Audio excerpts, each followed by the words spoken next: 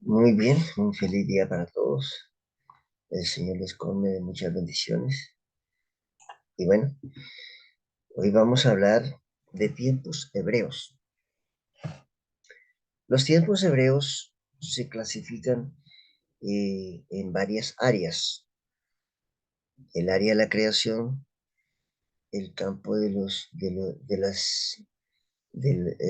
tiempos hebreos están relacionados también lo que el Señor estableció en la creación en el primer día que el Señor hizo la luz, el cuarto día y el séptimo día de la creación.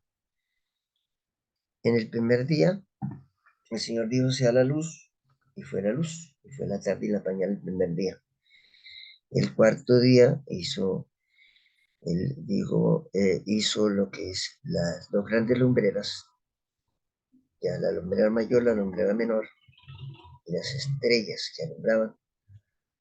Ya. Y en el séptimo día estableció el día de reposo, es decir, que tanto el primer día, y si le sumamos tres, llegamos al cuarto día, nos habla de tiempo y le sumamos tres más, nos está hablando también de tiempo. Pero el versículo uno, que es un tema, es un verso pues muy famoso y ha sido estudiado por muchos eruditos hebreos, rabinos, shahim y muchos expertos en la materia, han llegado a descubrir, a hacer grandes descubrimientos en este versículo. Y este versículo uno, que se puede traducir como lo hacen algunas versiones de las más de 90 versiones que hay. La Reina Valera, que es la más común, dice que en el principio creó Dios los cielos y la tierra. ¿Ya? Eso es todo lo que dice el versículo. Pero ese versículo dice que tiene 7 palabras. Y es precisamente lo que vamos a iniciar a hablar de esas palabras que nos enfocan en un marco de tiempo histórico. Las 28 grafemas, es decir, el producto de 7 por 4, 28, está establecido precisamente en el versículo uno.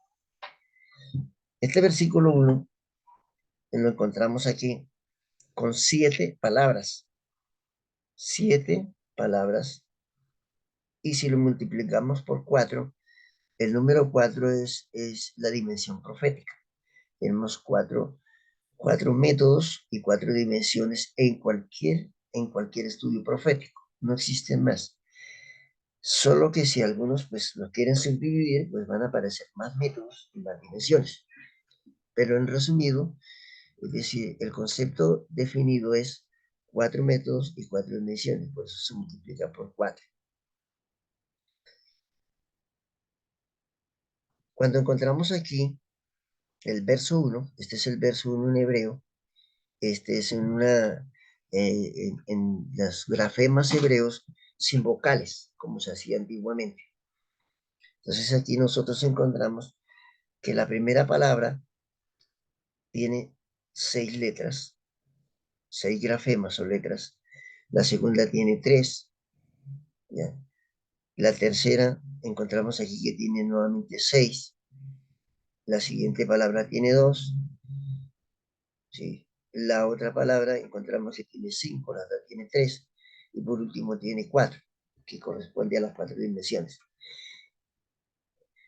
Pero también encontramos que si sumamos nosotros aquí, la primera palabra tiene 6, ¿ya? Y si le sumamos las segundas 3, ya vamos con 9. Y al sumar las siguientes letras, van por 14. Es decir, que las primeras 3 palabras del verso uno en hebreo, ya tendríamos nosotros 14 letras. Y las últimas 4, para completar 7 palabras, tenemos otras 14 letras para completar 28 letras en total. Es decir, que aquí ya tenemos como un abrebocas profético en estas palabras. En hebreo se dice que es Bereshit. Bereshit es la palabra que es como en el comienzo de la creación del universo.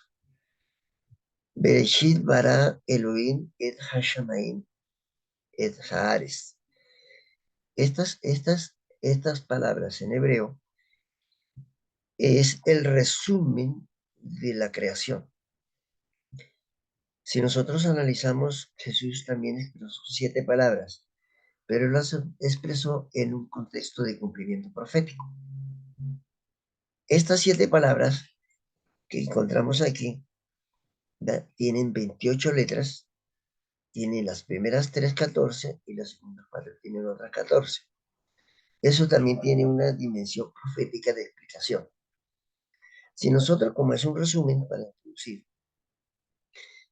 estos 28 grafemas están organizados en 7 palabras. ¿Ya?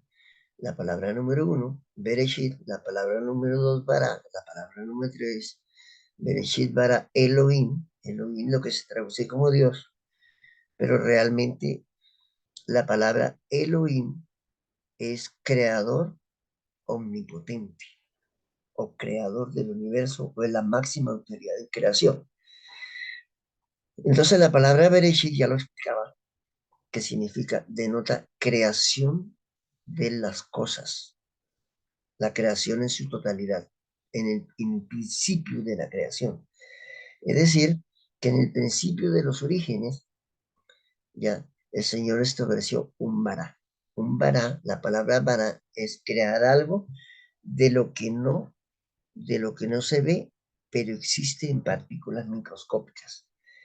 Entonces encontramos la palabra bara, en la Biblia lo traduce como bara es crear algo de lo que no existe, de la nada, ¿verdad? Algunos lo explican de diferentes formas, ¿verdad? Pero realmente su poder absoluto es que si no existía nada, él de la nada creó las cosas, pero es de lo que no se veía. Muy bien, entonces encontramos la primera palabra, Bereshit. Aquí hay mucho que explicar sobre esta primera palabra, pero vamos a resumir esta primera parte. La segunda palabra es bara, crear, ya lo expliqué. Bereshit bara Elohim. Elohim está en un plural de poder absoluto. Y la palabra Elohim es traducida como Dios. Dice en el principio, creó Dios.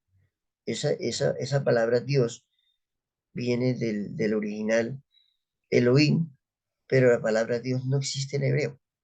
Entonces, en el hebreo, cuando se refiere a Dios, que nos han traducido como Dios,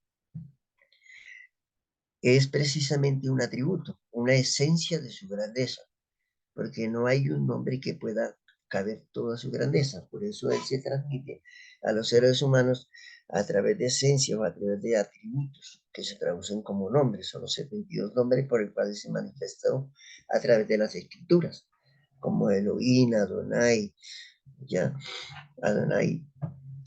Entonces, eso, algunos, por mencionar algunos de esos 72 nombres, este es uno de sus grandes atributos y traduce el creador absoluto, el creador del universo. Creador, dice la palabra aquí, creador. Y luego, entonces, encontramos la cuarta palabra, que es la palabra et. Esta palabra et no la han traducido en ninguna versión al español, a menos que hablemos de las versiones que estén en transliteración o en transcripción. Transliteración hablada y transcripción escrita. Si alguien tiene alguna pregunta de lo que estoy hablando, pues puede hacerla de pronto de manera resumida. Entonces ya vamos aquí por la cuarta palabra, y la palabra et. ¿Ya? Hashamaim es la palabra que se traduce como cielos. Hashamaim. ¿Ya? Hasha, Sha es fuego y Maim es agua. Por eso nosotros encontramos que en esta palabra el agua contiene dos moléculas, que es H, HO2, es decir, hidrógeno y oxígeno. Esto lo encontramos en esta palabra. Es decir, que los cielos están compuestos por agua. Agua en el contexto físico, ¿verdad? Entonces, estos son los Hashemaim. Hashemaim. Entonces, y este es Bereshit bara Elohim et Hashemaim Be'et nos encontramos nuevamente otra vez las dos palabras Ales Taf, como la encontramos aquí en esta parte. Ales Taf, pero se traduce como et. ¿Ya? Y se traduce como, se expresa en hebreo como et, pero es la traducción de la conjunción i. Y finalmente, Haares, que significa la tierra. Ja es el artículo y Ares es tierra. Muy bien. Pero ¿a dónde queremos llegar? Nosotros encontramos aquí una Ales y una Taf, que es lo que se traduce como el alfabeto hebreo, que realmente es Ales Taf. ¿Qué es un Ales Taf? El Ales es la primera letra de la lengua hebrea, o sea, de las 22 letras hebreas, la primera inicia con la Ale y la final, la última letra, que es la letra 22, es la Taf. Muy bien. Pero aquí dentro de estas 7 palabras, encontramos que si nosotros le buscamos una traducción ya en pensamiento hebreo, como está ya escrito, pues prácticamente no habría una versión que se acomode a este pensamiento cuando nosotros leemos en hebreo y pensamos en hebreo, entonces encontramos que sería una traducción un poco como diferente, ¿verdad? Si tratamos de traducir este versículo aquí, Bereshit sería en el comienzo de la eternidad, ¿ya? Creó, creó, ¿quién? Elohim, es el creador del universo en el comienzo, en el inicio de la eternidad, creó, ¿qué creó? El Alestab. Es decir, que eso nunca se va a encontrar, por lo menos yo no lo he encontrado en ninguna traducción, de ninguna de las más de 90 versiones. Entonces, pero aquí sí lo podemos denotar y entender. En el principio, el Señor, o sea, el Creador, creó el Alestab. O sea, que lo primero que Él creó en el universo fue el idioma. ¿Cuál idioma? El Alestab, o sea, la lengua. La lengua, ¿y cuál es la lengua que Él estableció? El Alestab. Y precisamente estas dos letras, el Al-Estab, cuando nosotros vamos al libro de Apocalipsis, dice que yo soy el alfa y la omega, pero eso es una lengua griega. O sea, el alfa es la primera letra griega y la omega es la última. Por eso dice, yo soy el alfa y yo soy el omega. Pero como él no era griego, él era hebreo, o sea que realmente él es el Aleph y el Taf. O sea, él es el inicio y el final. Él es el inicio y el final. Muy bien. Entonces, pero dice que lo primero que él estableció dentro de la eternidad fue el Alestab, o sea, el alfabeto, o sea, el medio de comunicación. Después de eso, entonces él creó que los cielos, creó todos los mundos creados, ya habitados, porque ya existía el lenguaje de comunicación. Estableció un lenguaje para los mundos, o sea, para los cielos, ¿verdad? Ya. Y dice que creó los cielos y la tierra. Es decir, este B es una conjunción, porque en hebreo las conjunciones y los artículos están pegados o unidos a las palabras, ¿no? Bueno, en español que nosotros separamos los artículos, la, lo, le, li, están separados de las palabras. En hebreo van unidos a las palabras. Y aquí encontramos nuevamente el al-estar. Entonces, si nosotros miramos la traducción, este dice aquí y la tierra, ¿verdad? Entonces, en el principio creó Dios el Al-Estab, el lenguaje, y luego creó los mundos, incluyendo la tierra, ¿ya? Y luego, entonces dice que en la tierra, cuando él creó que, nuevamente dice el lenguaje hebreo, aquí el Al-Estab, o sea, la lengua hebrea, o sea, las 22 letras por las cuales se iba a comunicar. Es decir, que Adán y Eva, ellos hablaban que hebreo, porque si él creó aquí y finalmente creó, dice que creó la tierra, es decir, trajo este lenguaje del universo, lo trajo a la tierra. Esa es alguna traducción que se puede ya en pensamiento hebreo. Cuando un hebreo lee estas palabras, pues ellos van a pensar de esa manera. Cuando nosotros lo traducimos, simplemente en el principio creó Dios los cielos y la tierra. Y aquí queda como algo resumido y no tiene una amplitud de entendimiento dentro del conocimiento que realmente el Señor nos quiere transmitir a través de las palabras. Muy bien. Ahora, cuando nosotros encontramos aquí, vemos aquí, por ejemplo, las letras. Si nosotros analizamos las letras hebreos, cada una de las 7 letras y tomamos las primeras letras hebreas de cada una de las 7 palabras del versículo 1, del principio creó Dios los cielos y la tierra, nosotros sumamos cada una de esas palabras ya en valores numéricos, que en hebreo se llama gematría. De pronto usted dice, hermano, pero usted no va a hablar de tiempos hebreos. Para iniciar desde cero, es muy importante iniciar desde la base, desde el inicio, ¿verdad? Encontramos que las letras hebreas son 22. Cuando nosotros buscamos aquí Bereshit, encontramos la primera letra hebrea que sería la segunda, porque la primera letra es Aleph y la segunda es Bet. Aleph, Bet, Gimel, Dales, Reis, y así hasta la letra 22, que es la letra Ta. Encontramos que la primera letra es Bet, y aquí encontramos que Bet en valor numérico es 2. La segunda letra es, aquí dice Bereshit, Bara, otra B, otro 2.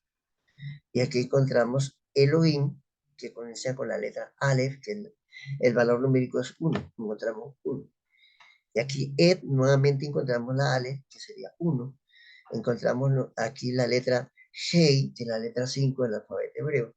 La letra Hei, ya que sería la letra 5. Entonces el valor numérico es 5. Y encontramos aquí la letra Vav. La Vav es la letra 6 del alfabeto hebreo, porque la letra 1 es Ale, la 2 es Bet, la 3 es Gimel, la 4 es Dale, la 5 es Hei, que es la que vimos anteriormente, la Hei, y la 6 es la letra Vav, que se traduce como V, ¿verdad? Entonces encontramos que el valor numérico es 6, y finalmente encontramos la Hei, nuevamente la letra 5, que se traduce como una H, y sería 5. Cuando nosotros sumamos estas iniciales de cada una de las 7 letras, encontramos que sumamos 22. Es decir, por eso es que el alfabeto hebreo tiene 22 letras. Todo esto lo podemos encontrar ¿dónde? En el versículo 1. ¿Qué más encontramos nosotros en el versículo 1? La letra Aleph, la letra Aleph, aquí tenemos nuevamente las 7 palabras, ya, las 7 palabras, es decir, los 28 grafemas, las 28 letras dentro de las 7 palabras. Encontramos que existen 6 Aleph. Esta es la Aleph, la letra 1, como lo vimos aquí anteriormente en la letra Ed, ¿verdad? Esta es la Aleph, Aleph Tav, ¿ya? O sea, la lengua hebrea. Cuando nosotros llegamos aquí, dice que la letra Aleph, cuyo valor numérico es 1000, esta está presente 6 veces en el primer versículo, aludiendo a los 6 milenios.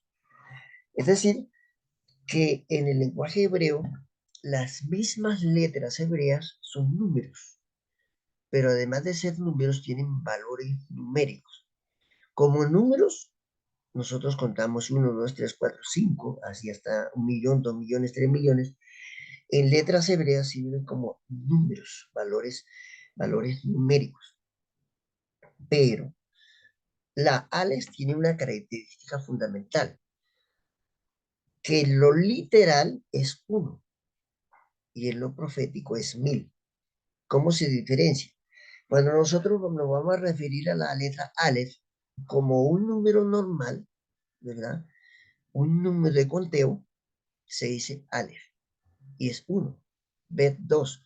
Por eso ustedes cuando encuentren de pronto una Biblia como la Biblia israelita Nazarín, la Biblia Kadosh, muchas Biblias que están en transliteración, ustedes van a encontrar que los capítulos y los versículos están iniciados con letras hebreas, porque así se escribe los números en los capítulos y los versículos en la Biblia hebrea. Ustedes no van a encontrar otros números sino que estos.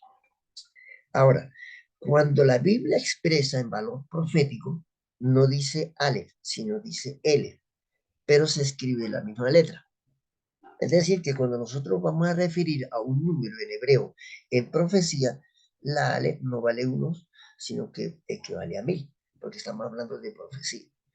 Muy bien, entonces nosotros encontramos aquí que en el versículo 1 encontramos, en hebreo obviamente, porque en español no se puede ver, que la primera palabra, Bereshit, tiene una Aleph. La segunda palabra, Bara, tiene otra Aleph. Y Elohim tiene otra Aleph. Ed tiene otra Aleph. Pero la palabra Shamaim o Hashamaim no tiene ninguna Aleph. ¿Por qué razón? Porque los milenios son aquí en la tierra y no son allá en el cielo. Porque Shamaim es los cielos, los cielos. Notamos que en esta palabra, la palabra Hashamaim, que se refiere a la creación de los cielos, allá, porque también el Señor creó aquí un cielo, ¿verdad? Pero aquí hablando de los cielos, entonces no existe la palabra Aleph. Por eso en la palabra número 6 encontramos otra Aleph y en la palabra número 7 encontramos otra Aleph. Muy bien. Como nosotros encontramos 3 Aleph y en hebreo profético encontramos que cada Aleph en profecía equivale a 1000, entonces el Señor aquí en el versículo 1 ya él describe que iban a haber 6 milenios de pecado. Es decir, 6 milenios. Aquí hay 1000, 1000, 2000, y 1000, 3000, y 1000, 4000, y 1000, 5000, y 1000, 6000. Muy bien. ¿Por qué aquí este Shamaim no tiene Aleph? Porque corresponde tanto a la creación del cielo como al séptimo milenio, ¿verdad? El séptimo milenio. Pero ese séptimo milenio no está dentro del orden del pecado. Entonces encontramos 6 Aleph, 6 milenios. Pero el Señor, aquí en este contexto, por eso es que, por ejemplo, hablando, no me gusta comentar mucho sobre otras denominaciones, pero los testigos de Jehová dice que Él creó los cielos y la tierra en 6 milenios, ¿ya? Porque ellos estudiaron profundamente la palabra Aleph y el Elef corresponde a 6000 años. Pero en profecía de la historia, pero la Biblia, cuando leemos el versículo 1, no dice Elef, sino dice Aleph. Por tal razón, esos 6 Aleph en la creación fueron literales, porque son 6 Aleph para determinar 6 Elef. O sea, la historia se condensa en 6 milenios dentro de una creación de 6 Aleph, o sea, 6 días literales. Muy bien. Partiendo de esto y entendiendo esta fase fundamental, entramos al área de lo que es lo que estableció el Señor en el cuarto día. En el primer día dijo sea la luz, ¿ya? Y fue la luz, y fue la tarde y la mañana un día, o sea, un Yom Ejad. La palabra día en hebreo es Yom.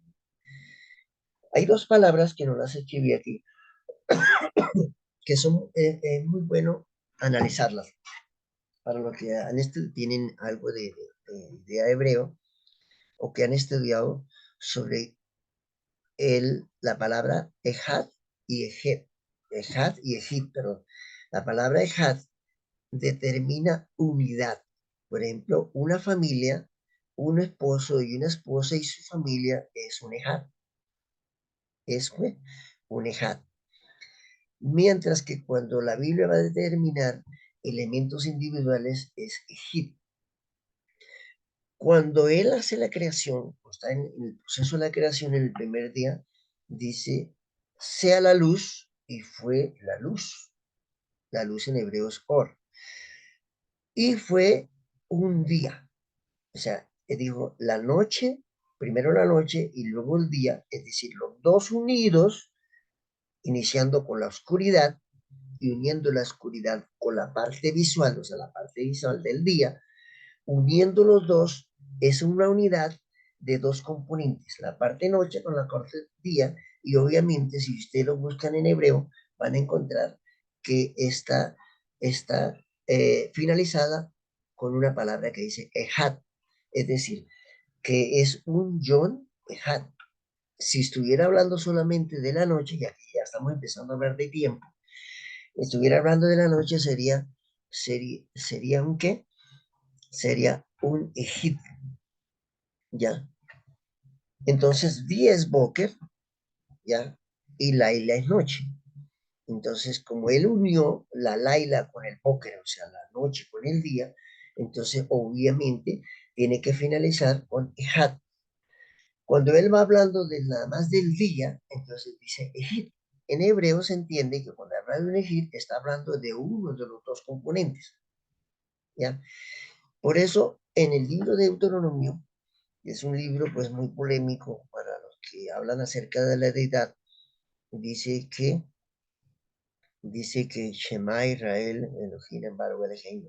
Entonces, porque escucha Israel, Jehová, nuestro Elohim, o sea, Jehová, nuestro creador, uno es, y ahí no dice Hit, sino dice Hat. Por eso, porque es la unidad de la deidad componente en un solo propósito. Pues dice Ejad. Para eso es muy importante pues, entender esta fase, pero no sería ya hablando del tiempo, sino de la deidad. Muy bien. Entonces, aquí encontramos que hablando de los tiempos, y yéndonos a la parte de los tiempos hebreos, encontramos que en el cuarto día el Señor estableció estaciones, las estaciones, ¿verdad? Que son 4, iniciando con primavera, pero también estableció los años y estableció los días, meses, años en los tiempos. En el original dice en los tiempos.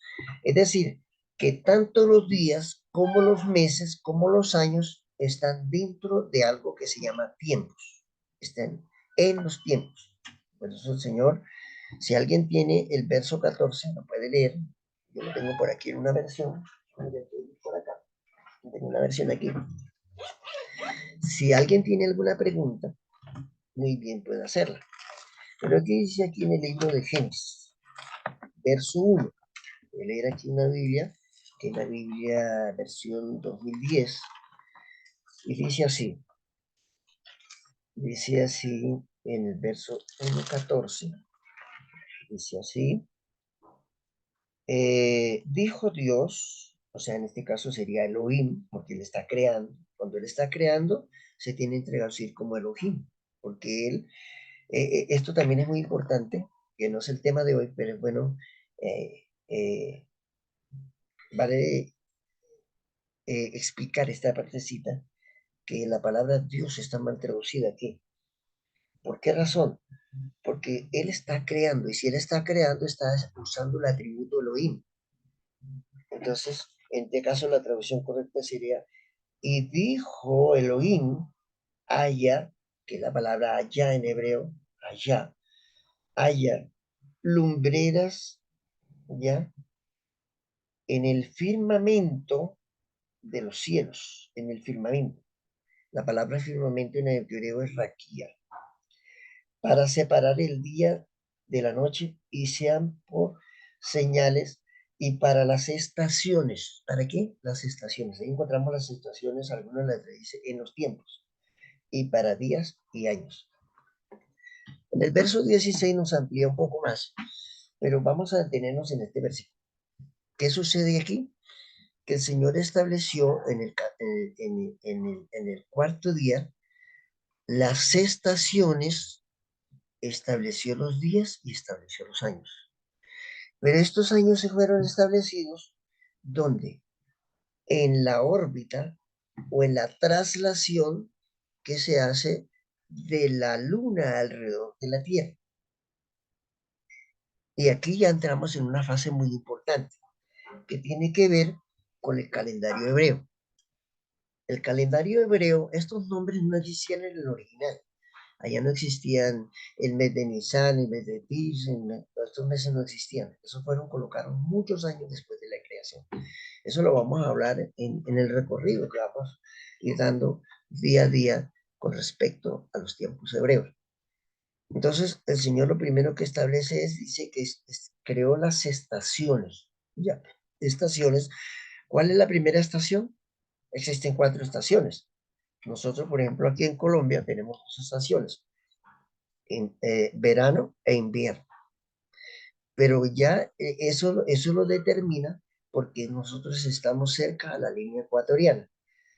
De la línea ecuatoriana hacia el polo norte, o sea, el polo sur, después de los 15 grados ya de distancia, porque las distancias en la Tierra se miden por grados. Después de los 15 grados comienzan a verse las 4 estaciones.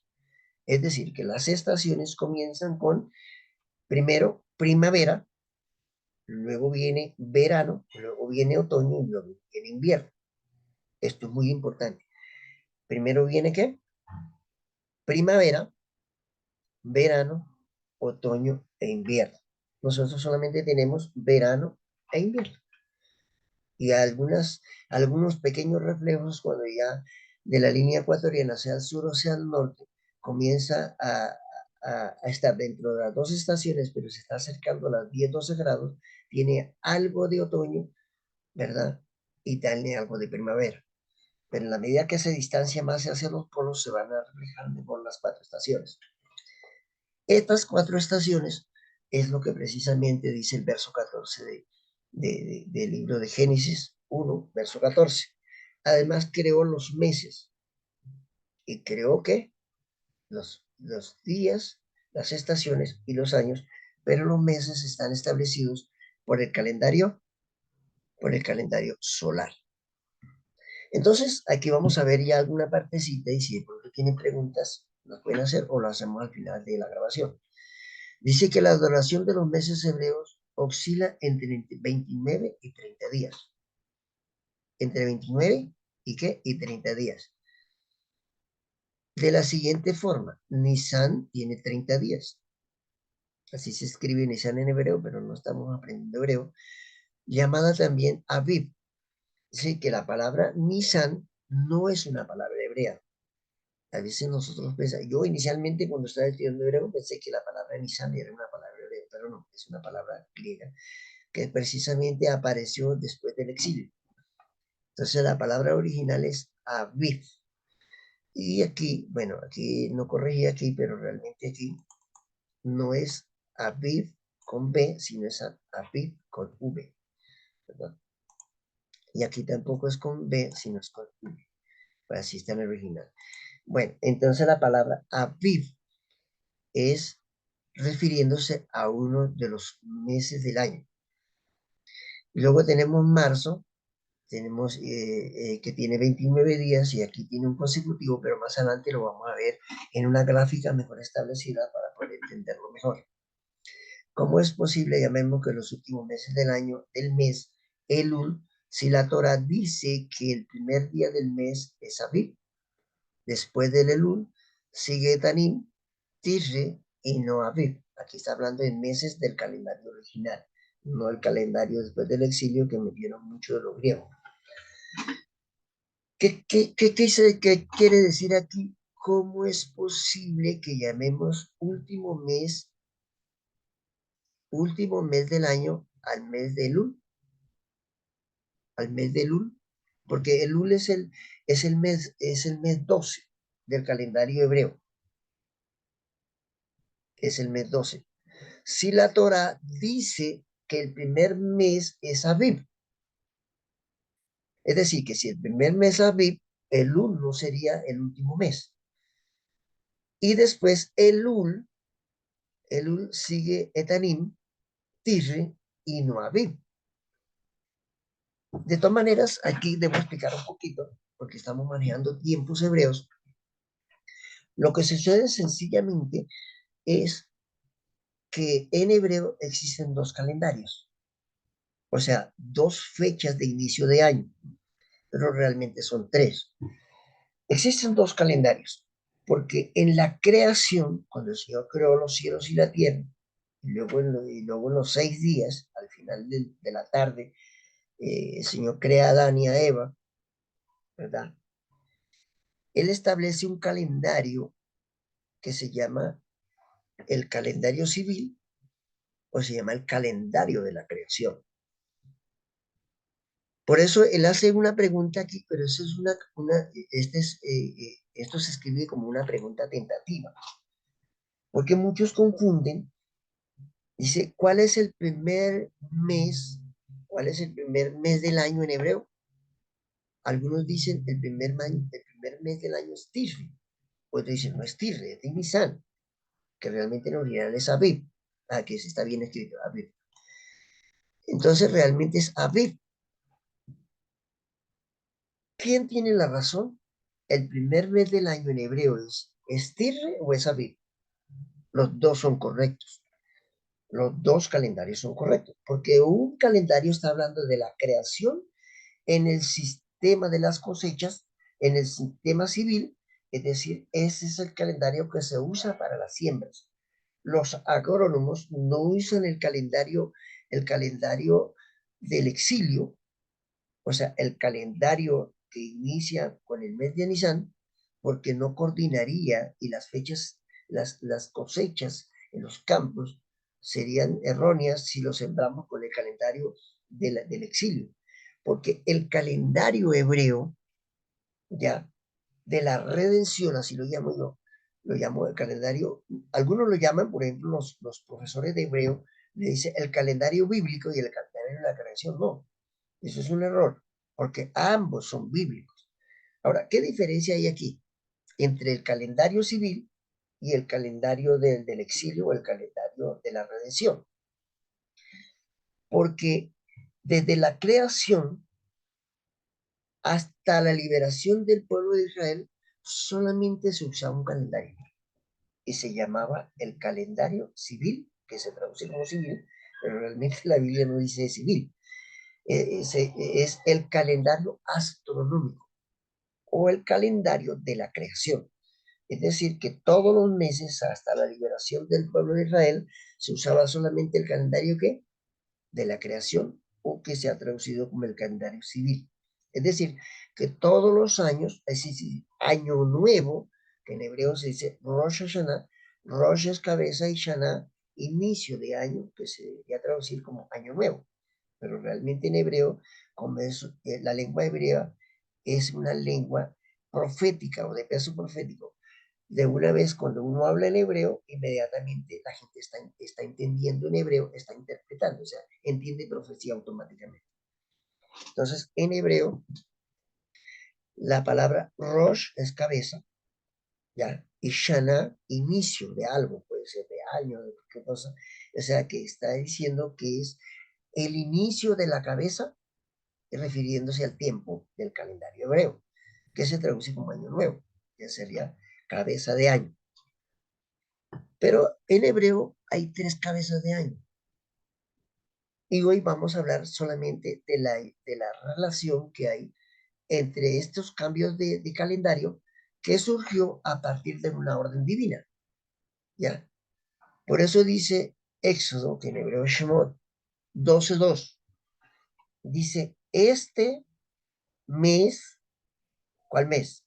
El mes de Aviv, porque el exilio, o sea, la liberación del pueblo de Israel de Egipto, fue precisamente el 14 de abril, ¿ya? Que se podía colocar como abril, pero las fechas varían porque nosotros estamos guiados por un calendario gregoriano diferente, un calendario que no es hebreo. Entonces, por eso nosotros encontramos que a veces pesa, o sea, el 14 de abril, cuando el cordero fue crucificado, cuando se mataban el corderito que representaba al Señor Jesucristo, en hebreo las fechas nunca varían. ¿Cuántas son las fechas? Por ejemplo, si hablamos de las 7 convocatorias o de las 7 fiestas hebreas, o sea, de las tres grandes asambleas, las tres grandes reuniones que iba hacia en el año, que era Pesa, ya, era Shavuot, Pesa como Pascua, y Shavuot, la palabra Shavuot es semana y Shavuot, cuando se le agrega una UT se convierte en plural. Entonces Shavuot son semanas, que se traduce como Pentecostés, y está Sukkot, que se traduce como la fiesta de la cabaña de las enramadas, cabañas porque hacían cabañas y enramadas porque hacían enramadas. eso es correcto. O sea, ahí hacían unas, nosotros le llamamos cabañas, ¿verdad? O hacemos, por ejemplo, retiros en las fincas y hacemos unas carpas. Ellos le llaman cabañas, ellos hacían unas cabañas para estar durante 22 días, que son las 22 letras hebreas. Ellos venían viajando. Muy bien, aquí dice en Éxodo, dice en Shemot, que eh, capítulo 12, verso dice, este es el mes, este mes es para ustedes el comienzo de los meses, primero es para ustedes de los meses del año. Es decir, que hasta ahí se venía manejando un solo calendario y a partir de la liberación del pueblo de Israel, el 14 de abril, dice, ya, este mes de abril, es lo que está diciendo el Señor, en otras palabras, para transliterar o para poderlo explicar en lo que se llama peso profético en hebreo. Es decir, que el Señor le está diciendo al pueblo, bueno, ustedes venían manejando un calendario, que es el calendario de la creación, y el primer mes del año es Tirri, porque en Tirri fue que yo inicié la creación, ¿ya? Pero por causa de la liberación que lo voy a liberar del pueblo de Israel, como este mes de Aviv corresponde al séptimo mes, ¿verdad? Entonces, nosotros a partir de este mes ya no lo vamos a llamar sino el primer día de los meses. Es decir, que aquí el Señor estableció un nuevo calendario, y se llama el calendario de qué? Del exilio, de la liberación del pueblo de Israel, el calendario de la redención. Bueno, como usted lo quiera, lo importante es que usted lo entienda. Entonces, aquí esto a veces genera confusión. ¿Cómo así, hermano? Que hay dos calendarios, sí. El calendario de la creación y el calendario del exilio, o el calendario de la liberación, o el calendario de la redención. Muy bien. ¿Cuál de los dos calendarios es correcto? Los dos, los dos. ¿Por qué? Porque las profecías, por ejemplo, la creación de Adán fue en el calendario de la creación, y el nacimiento de Jesús tenía que ser en la creación. ¿Por qué? Porque era el segundo Adán. Entonces, él nacía como el calendario de la creación y comenzaba su ministerio como el calendario de la redención. Por eso es que él muere, nace en el calendario de la creación y es crucificado en el calendario de la redención. ¿En dónde? En Aviv, el 14 de Aviv. Él muere el 14 de Aviv. El día que fue muerto el cordero en Egipto, el 14 de Aviv, ese día tenía que morir Jesús. Ahora, ¿cómo comienza un calendario en hebreo? Muy sencillo. Pero antes de esto quiero explicarles algo, que las profecías en hebrea están dadas por el calendario lunar, no por el calendario solar. Por eso aquí tenemos que hacer unos cálculos matemáticos para relacionar entre el calendario lunar y el calendario solar, que es la forma correcta para ubicarnos en el tiempo del que nosotros corresponde. Si en ese calendario, que es del calendario de las profecías, que se establece con el calendario lunar, en qué año en el calendario solar, que es de 365 días, y vale la pena explicar aquí, detenerme un poquito, es que el calendario solar, es decir, el calendario solar se establece precisamente y fue en la creación. El Señor hizo las dos creaciones aquí. El calendario lunar, que es la traslación de la luna alrededor de la Tierra, que dura un lapso de 29 días y medio, unas horas, un minuto y unos segundos. Y el calendario solar, ya, el calendario solar, que los meses no son iguales. Porque si lo dividimos en 12, entonces no nos van a dar 29 días, porque el tiempo de traslación de la luna, de la luna alrededor de la Tierra, que gira de derecha a izquierda, no de izquierda a derecha, nosotros, a ver, decimos, nosotros escribimos correctamente, izquierda, nosotros escribimos al revés. El orden correcto en el universo es de derecha a izquierda. Por eso, si ustedes analizan mirando del polo norte al polo sur, o mirando desde el cielo a la Tierra, las rotaciones tanto de las galaxias como de la luna alrededor de la Tierra, esa traslación es de derecha a izquierda. Y la traslación de la Tierra alrededor del Sol es de derecha a izquierda. ¿Cuánto es ¿Cuánto dura en trasladarse la luna alrededor de la Tierra? 354 días, 6 horas, 48 minutos y 1 segundos. Eso es el recorrido de duración de un año lunar, es decir, sumando los meses, ¿ya?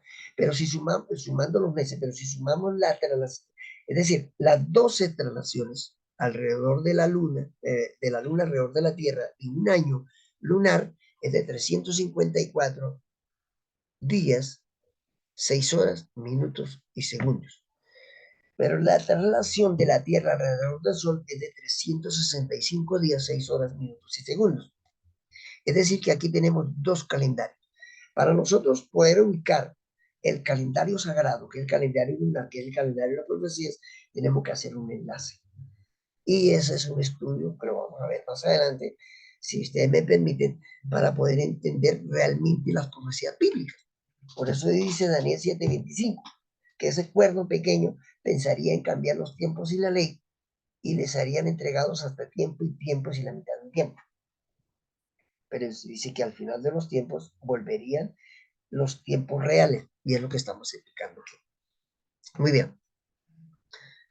El verso 15 de Éxodo 12:15 dice: 7 días comeréis panes sin levadura, y así el primer día haréis que no haya levadura en vuestras casas, porque cualquiera que comiere levadura desde el primer día hasta el séptimo será cortado de mi pueblo, o sea, del pueblo de Israel. Pero el verso 18 nos alerta algo importante. En el mes primero comeréis. ¿Cuál mes primero? Porque ya el Señor había establecido un nuevo calendario, que era el calendario del exilio, de la liberación del pueblo de Israel. Dice, en el mes primero comeréis los panes sin levadura. ¿Cuál es el mes primero? Abib. Ya estamos hablando de un nuevo calendario. Desde el día 14 es el mes del mes por la tarde hasta el 21 del mes por la tarde. Es decir, que todos los años en la liberación del pueblo de Israel, desde el día 14, que es Pascua, la muerte de Jesús, el 15 es panes y levaduras, el 16 es primicia de la resurrección, pero los panes y levaduras seguían hasta el día 21. Ese mismo periodo de tiempo, es el periodo de tiempo que el Señor le ordena que mañana en la madrugada saldría el pueblo de Israel de Egipto con destino a la Canaán terrenal, pero tenía varias estaciones. Y esas estaciones que el pueblo de Israel tuvo precisamente tiene que ver con los 7 pasos del santuario. Y aquí ya empezamos a relacionar tiempos hebreos, calendario con el santuario. Éxodo, capítulo 13, verso 3, el tiempo corre. Vamos a ver, a hacer un cierre para la continuación de mañana. Dice, y Moisés dijo al pueblo, tened memoria de este día, porque ese día se cambió el calendario, en el cual habéis salido de Egipto. Es decir, que la salida de Egipto, esa noche, ¿a qué hora salió el pueblo de Israel? A las 3 de la mañana. Ese es un tema para detallarlo más. A las 3 de la mañana en la madrugada el pueblo de Israel salió, porque era la hora que Jesús también estableció y salió a orar. Dice de Egipto, dice, y Moisés dijo al pueblo, tened memoria de este día. ¿De cuál? Del 14 de Abib, que se traduce como Nisan, en el cual habéis salido de Egipto, de la casa de servidumbre. Pues Jehová, que la palabra Jehová es una mala traducción, Jehová tiene significado muy bueno, de Yahvé o Yahweh, os ha sacado de aquí con mano fuerte, por tanto no comeréis levadura. Ya, pero el verso 4 nos amplía un poquito más, dice, hoy ustedes están saliendo en el mes de Abib, que ya le coloca nombre, que se traduce como ¿qué? Como Nisan. Pero este mes de Abib es el nuevo calendario, porque este calendario comienza en primavera, mientras que el calendario de la creación, que también es correcto, comienza ¿de dónde? comienza en otoño. Por eso Jesús nace en otoño y muere en primavera. Aquí él usa los dos calendarios en el contexto profético. Deuteronomio 16:1 dice: guardarás el mes de Abib. Bueno, esto algunos cuando no manejan lo que es la gramática hebrea, pues escriben con B y otros V, pero es con V. Dice Deuteronomio 16:1: guardarás el mes de Abib y harás Pascua a Jehová tu Dios, porque en el mes de Abib sacó Jehová tu Dios de Egipto de noche. ¿Cuándo lo sacó el pueblo de Israel? El Señor sacó al pueblo de Israel de Egipto de noche. Está clarito, de noche. Pero mire, con el pasar de los tiempos, nosotros encontramos Nehemías muchos años después, porque Nehemías estamos hablando del año 400, del siglo III antes de Jesús, ya con Artajerjes y todo esto, dice que en Nehemías 2:1 dice: sucedió que en el mes de Nisan, porque ya aquí habían cambiado los calendarios y se habían introducido palabras que no estaban en el original, la palabra Nisan, porque la palabra Nisan no es hebrea. En el año 20 del rey Artajerjes, aquí nos encontramos con una connotación que ya el nombre había sido cambiado. El nombre correcto del primer mes del año de la liberación se llama ¿qué? Abib. Pero Esther dice que en el mes primero, que es el mes de Nisan, en el año 12 del rey Asuero, fue echada Pur. Esto es la suerte del año. Muy bien. Y aquí habla así un comentario, solamente quiero relacionar que Amán echa suerte, es decir, la suerte de para cada día y cada mes del año. Y salió el mes 12, que es el mes de Adar. Aquí está usando ¿qué calendario? El calendario de la liberación, es decir, el calendario de la liberación. Cuando decimos que llegamos al último mes, no estamos contando desde el mes de abril, que nos ordenó el Eterno a los hijos de Israel a tomar como inicio de los meses del año, sino que estamos contabilizando en lo que podría llamarse el calendario universal, cuya cuenta se basa en la creación de Adán. Entonces, nosotros encontramos aquí que hay textos en la Biblia, que nos habla del calendario de la creación, como el mes de Tishri, o como el mes de Abib, y otros dicen Nisan, dependiendo del contexto en que la persona se refiere, y sobre todo en el tiempo, más que todo en el orden cronológico. Adán no era hebreo, ni judío, ni israelita. Todos descendemos de Adán, de modo que podríamos llamarle al cómputo del tiempo que toma Adán como referencia en el tiempo, con el nombre del calendario universal. ¿Por qué calendario universal? Porque el calendario universal se toma para todas las circunstancias, tanto en la agricultura como en la creación, como cumplimiento profético. Dice, cada vez que inicia el mes de Abib, se conmemora un aniversario de la salida de Egipto, porque ahí es el cambio calendario. Yesiat, ¿ya? Misraim, o sea, Israel, lo cual es un evento, por decirlo, nacional del pueblo judío, porque conmemoran la liberación del pueblo de Israel. Ellos lo hacen cada año.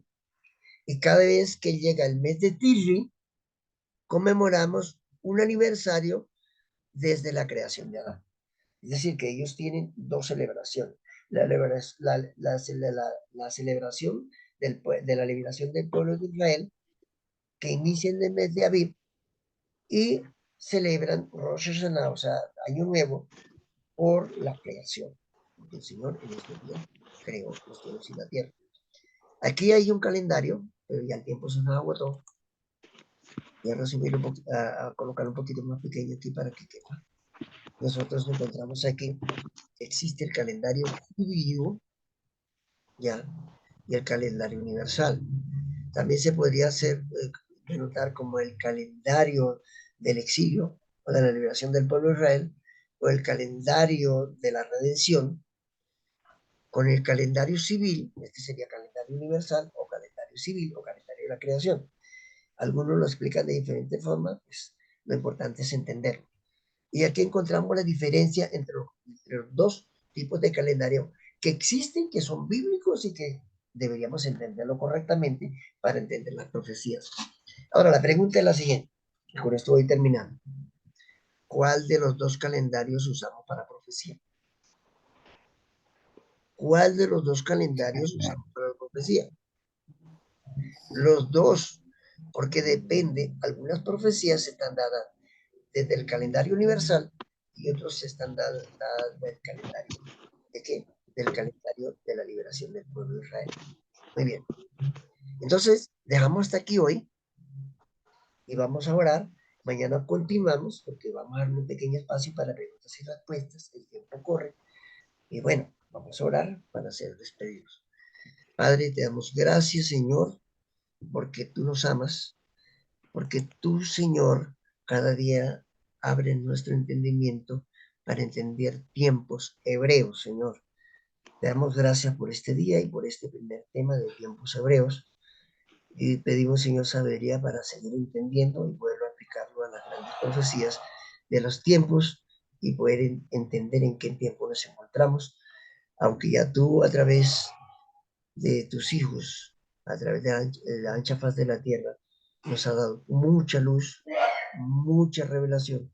Seguimos teniendo revelación porque la preparación es grande que debemos tener para el tiempo final. Oramos por este maravilloso grupo en Yahshua. Amén.